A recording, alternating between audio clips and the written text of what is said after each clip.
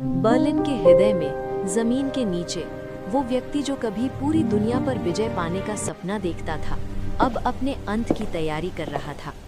Adolf Hitler, विनाश का शिल्पकार, शीघ्र ही अपने अंतिम क्षण का सामना करने वाला था। जैसे जैसे मित्र राष्ट्र आगे बढ़ रहे थे, हिटलर का तृतीय राइख ढहता जा रहा था। अंतिम दिनों में कभी शक्तिशाली साम्राज्य धूल में बदल चुका था और उसके साथ ही 1000 साल के साम्राज्य का सपना भी टूट चुका था।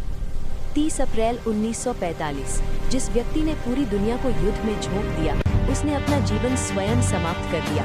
उसकी मृत्यु के साथ ही नाजी आतंक का अंत हो गया।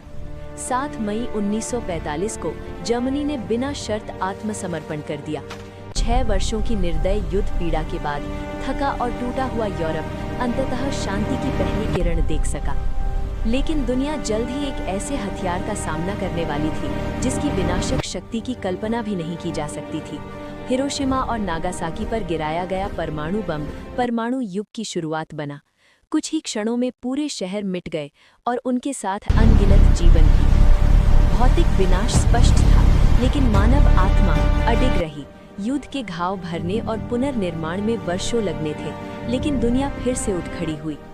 1945 में विश्व के देशों ने संयुक्त राष्ट्र की स्थापना की, इस संकल्प के साथ कि ऐसा वैश्विक संघर्ष फिर कभी न हो। उद्देश्य स्पष्ट था, शांति, सहयोग और एक टूटे हुए विश्व का पुनर्निर्माण। मार्शल योजना ने युद्ध से तबाह यूरोप को आवश्यक सहायता प्रदान की। राष्ट्रों ने न केवल अपने शहरों का, बल्कि अपनी अर्थव्यवस्थाओं और शांतिपूर्ण भविष्य में विश्वास का भी पुनर्निर्माण किया। द्वितीय विश्व युद्ध का अंत स्थायी शांति नहीं लाया, बल्कि एक नया संघर्ष शुरू हुआ। पूर्व और पश्चिम के बीच शीत युद्ध। दुनिया युद्ध से नहीं, बल्कि विचारधाराओं से विभाजित हो गई। बर्लिन की दीवार, विभाजन का प्रतीक, लगभग 3 दशकों तक खड़ी रही, परिवारों, विचारों और राष्ट्रों को अलग करती हुई। शीत युद्ध इस बात की निरंतर याद दिलाता रहा, लेकिन अंततः की शांति अभी भरी हुई। बर्लिन की दीवार गिर गई और उसके साथ ही लौह पर्दा भी। सोवियत संघ का विघटन हुआ और दुनिया के पुराने विभाजन धीरे धीरे भरने लगे। द्वितीय विश्व युद्ध की विरासत आज भी अंतर्राष्ट्रीय संगठनों, संधियों और गठबंधनों में जीवित है, जो शांति बनाए रखने का प्रयास करते हैं।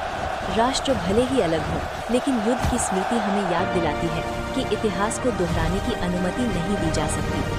दुनिया युद्ध की भयावहता को कभी नहीं भूलेगी, विनाश, पीड़ा और बलिदान। लेकिन हमें ये भी याद रखना होगा कि शांति स्वतः नहीं मिलती, ये एक चुनाव है, एक प्रतिबद्धता।